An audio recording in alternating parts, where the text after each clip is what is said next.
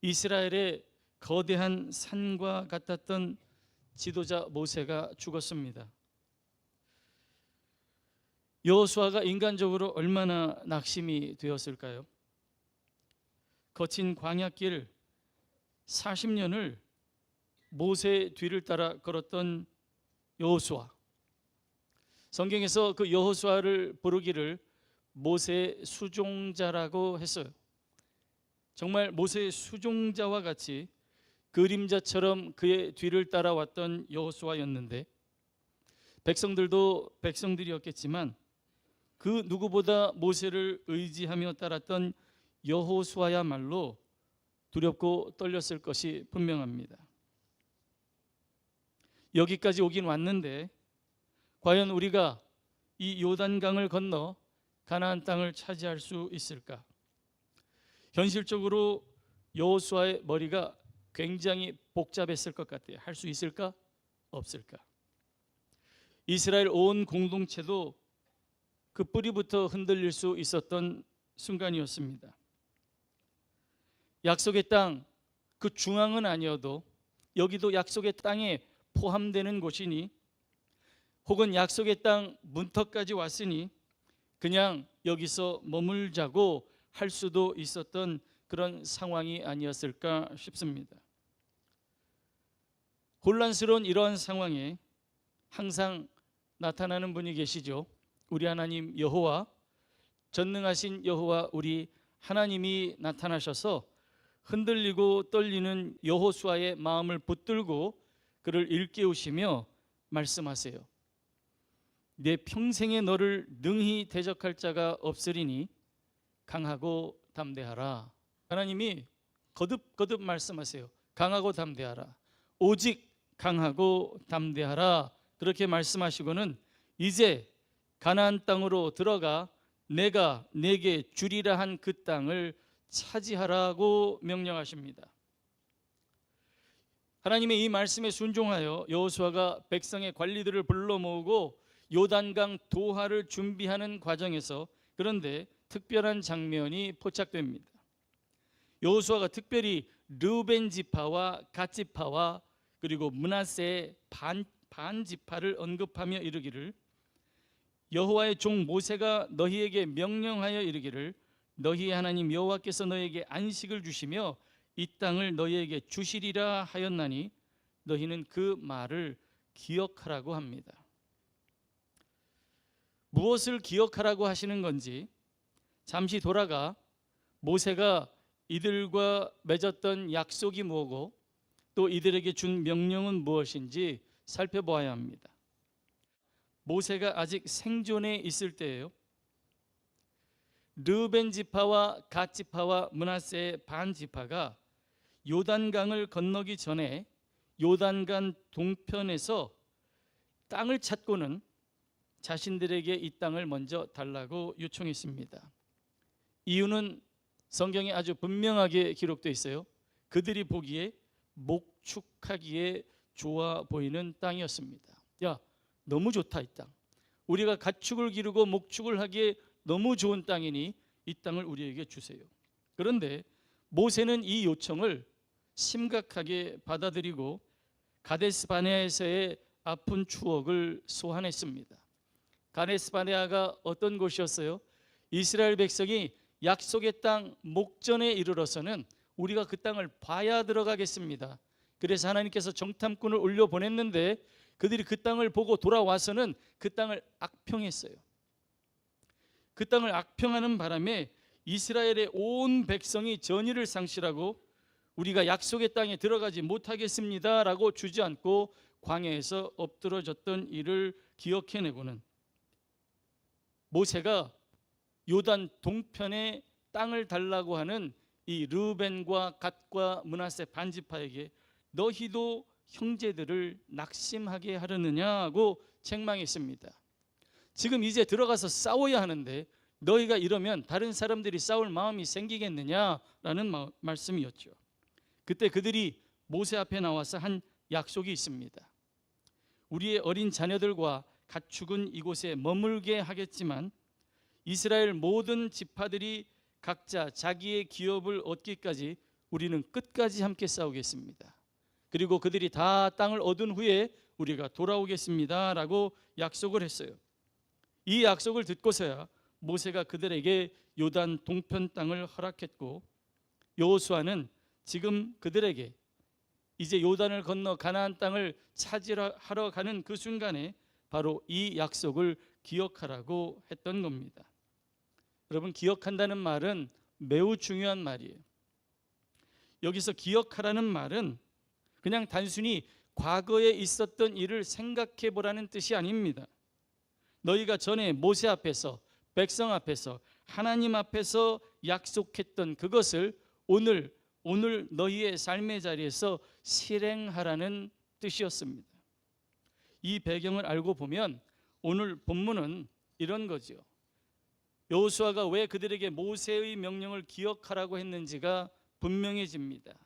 민수기에서 그들이 모세와 백성에게 약속했고, 신명기에서 거듭 확인했던 그들의 책임을 이제 실행하라는 촉구인 것입니다. 여러분, 혹 과거에 기도하던 중에 하나님께 약속한 것이 있는 분들은 오늘 이 예배 자리에서 그것을 기억하시기를 바랍니다. 무슨 뜻인지 아시겠죠? 기억하라는 것은 그 약속을 갚으라는 말씀입니다. 혹 내가 하나님과 그런 약속을 해본 적이 없는 분들이 계신다면 오늘 이 예배 중에라도, 혹 여러분의 기도 중에 하나님의 도움을 구하며 하나님과 약속하고 기도하시기를 바랍니다. 하나님께서 내 이 기도를 들어주시면 나도 주님을 위해 무언가 드리겠습니다, 주님을 위해 무언가 하겠습니다 라고 해보시라는 말씀입니다. 이건 하나님과 흥정을 하시라는 말씀이 아니에요. 하나님의 신실하심을 믿고 하나님의 명령에 순종하는 마음으로 기도하시라는 말씀입니다. 이스라엘의 아하스 왕을 잘 아실 거예요. 아하스 왕이 벗어날 수 없는 위기에 처했을 때 하나님이 징조를 구해봐라, 내가 응답하겠다 말씀하셨는데, 아하스가 그때 뭐라고 대답했습니까? 나는 하나님을 시험하지 않겠습니다 라고 그렇게 그럴싸하게 이야기했지만 그건 그가 기도할 마음이 없었기 때문이에요. 믿는 구석이 따로 있었기 때문에 하나님께 기도할 필요를 갖지 못했던 겁니다. 사랑하는 성도 여러분, 하나님이 구하라고 하실 땐 구하는 것이 믿음입니다. 하나님이 도와줄 테니 도와달라고 기도하라고 마음을 주실 땐 내가 좀 자존심이 상해도 하나님 도와주세요라고 기도하는 것이 믿음입니다. 중요한 건 하나님이 응답하실 터인데, 하나님이 내 기도를 응답하실 때 내가 드린 약속을 기억해야 한다는 겁니다. 깨닫고 기도했던 말씀을 오늘 삶의 자리에서 살아내는 것이 기억하는 신앙, 순종의 신앙입니다. 그런데 여기서 여호수아의 명령을 살펴보면 그 명령이 굉장히 구체적이에요. 너희 모든 용사들은 무장하고 너희 형제보다 앞서 건너가서 그들을 도라, 그렇게 말씀합니다. 이걸 기억하고 실천하라는 말씀인데, 여러분, 돕는다는 이야기를 들으면 뒤에서 적당히 도와줘라라는 느낌을 받으실 수도 있을 거예요. 형제들이 가면 너희들은 뒤에서 도와줘, 이렇게 들을 수도 있는데, 아주 구체적으로 너희들은 먼저 무장하고 너희 형제보다 앞서 건너가서 그들을 도와줘라 라고 말씀합니다. 선봉에 서라는 말씀이에요. 여기서 우리는 아주 놀라운 역설을 발견하게 됩니다. 먼저 안식을 얻은 자들이 가장 앞에서 싸움터에 나아가야 한다는 말씀입니다. 먼저 안식을 받은 사람이 먼저 쉬는 것이 아니라 먼저 섬겨야 한다는 것을 말씀해 주고 있어요. 이것이 오늘 우리에게 매우 중요한 교훈을 줍니다. 하나님께서 우리에게 먼저 은혜를 주신 것은 그게 무엇이든지 아직 그 은혜와 안식에 들어오지 못한 가족과 이웃을 향해 우리를 보내시고 쓰시기 위한 것임을 우리 모두가 다 깨닫게 되기를 간절히 소망합니다. 사실 하나님의 거룩하심을 맛보고 하나님의 은혜의 충만함을 경험한 사람들이 가지는 첫 번째 반응은 여기가 좋사오니입니다. 여기가 좋사오니. 그 황홀경에서 벗어나고 싶지 않고 그 은혜와 평강을 빼앗기고 싶지 않아서, 그래서 우리는 늘 홀로 그 자리에 머물고 싶어 할 때가 있습니다. 그런데 우리 주님께서는 그런 우리에게 산에서 내려가 또 다른 마을로 가자라고 말씀하십니다. 먼저 받은 은혜는 먼저 누리는 특권이면서 동시에 먼저 섬기라는 부르심인 것을 기억해야 합니다. 하나님께서 우리에게 은혜와 평강을 주시는 것은 아직 강을 건너지 못한 형제를 위해 사용하라고 주신 것이라는 말씀이에요. 그래서 우리가 늘 빚진 자의 마음을 품고 살아야 한다, 그렇게 이야기하는 겁니다. 이것은 억지로 떠안은 부담이 아니라 내가 받은 은혜의 목적이 무엇인지를 알기 때문에 이것을 나누고자 하는 거룩한 책임인 것을 우리가 다 깨닫기를 원합니다. 이렇게 말씀드리면 내가 받은 은혜인데요, 내가 얼마나 열심히 해서 받은 은혜인데요, 이걸 내가 지키고 누려야지, 이걸 왜 다른 사람을 위해 쓰고 버립니까? 라고 이야기할 수도 있어요. 먼저 믿은 사람이 왜 더 많이 수고해야 합니까? 라고 할 수도 있습니다. 이런 생각이 들 때 포도원 품꾼의 비유를 생각해 보시기 바랍니다. 먼저 부름을 받아서 주인의 포도원에 들어가 일했다는 것 자체가 은혜입니다. 여러분, 일거리를 원했는데 불안한 마음으로 아침부터 저녁까지 일을 얻지 못해서 밖에서 서성이는 사람이 있다고 한번 생각해 보세요. 이른 아침부터 포도원에 들어가 자신에게 맡겨준 일을 하며 주인의 식탁에 참여하며 그 풍성함을 누리는 것이 분명 은혜인 줄 믿습니다. 그러므로 먼저 부름받고 먼저 사명받은 것은 우리가 억울해야 할 일이 아니라 먼저 주님의 은혜와 축복에 참여하게 된 영광이라 여기며 살아야 하는 줄 믿습니다. 사도 바울이 그랬어요. 사도 바울은 자기가 먼저 받은 구원의 은혜가 결코 자기 자신만을 위한 특권이나 자랑거리가 아니라는 걸 분명히 알았습니다. 그래서 그는 헬라인이든지 야만인이든지 지혜가 있는 사람이든지 혹 어리석은 사람이든지 그들에게 나는 빚진 자이다 라고 그렇게 말하며 살았습니다. 오죽하면 사도 바울이 내가 복음을 전할지라도 자랑할 것이 없음은 내가 부득불할 일임이라. 만일 복음을 전하지 않으면 내게 화가 있을 것이로다.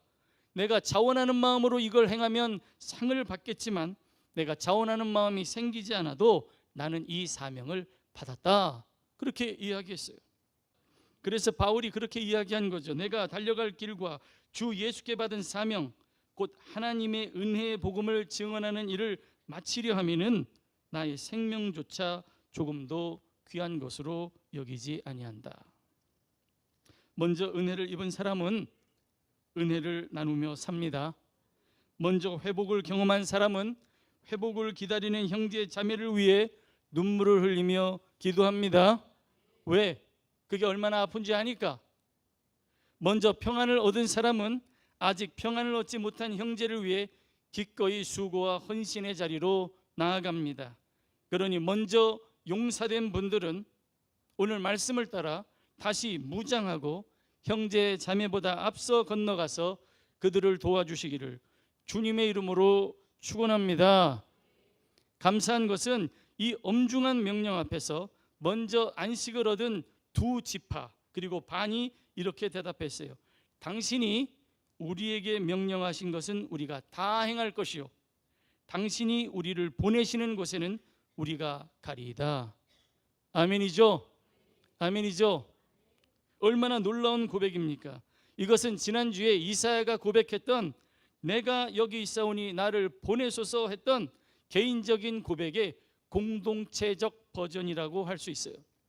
한 개인이 아니라 공동체가 함께 당신이 우리에게 명령한 것은 우리가 다 행할 것이요 당신이 우리를 보내시는 곳에는 우리가 가리이다 말하면서 자신들의 안락함에 머물지 않고 전에 약속했던 책임을 기억하고는 형제들의 안식을 위해 끝까지 함께 싸우겠다고 말하고 있습니다.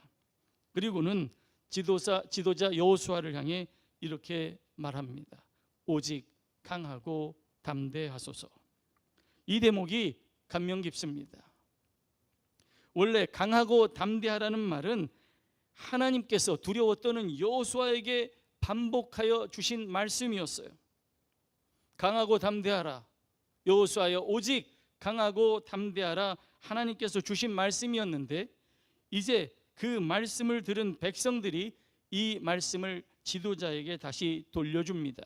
무슨 뜻일까요? 하나님께서 당신에게 명령하신 것을 다 이루기까지 우리가 반드시 당신을 따를 터이니 당신은 하나님께서 주신 말씀만 붙들고 담대히 나아가십시오라고 응원하는 겁니다. 아름다운 모습이죠. 아름다운 모습입니다. 여러분, 이 아름다운 모습이 우리 믿음의 공동체 안에도 이루어지기를 간절히 소망합니다. 지난 주일에도 말씀드렸습니다만 참된 헌신은 억지로 이루어지는 게 아니에요. 여러분, 헌신하기 원하시는 분들은 은혜를 받아야 합니다. 은혜를 사모해야 은혜를 받습니다. 참된 은혜를 받은 사람이 그 은혜의 감격 때문에 드리는 것이 참된 헌신이라는 말씀이에요. 우리의 싸울 무기는 사랑입니다. 싸우랬다고 나가서 사람들과 싸우라는 거 아니죠. 싸움은 기도의 자리에서 하는 겁니다. 먼저 기도의 자리에 나와서 영적으로 무장해야 합니다. 무장합시다. 영적으로 무장해야 앞서가서 싸울 수 있는 거예요. 사랑으로.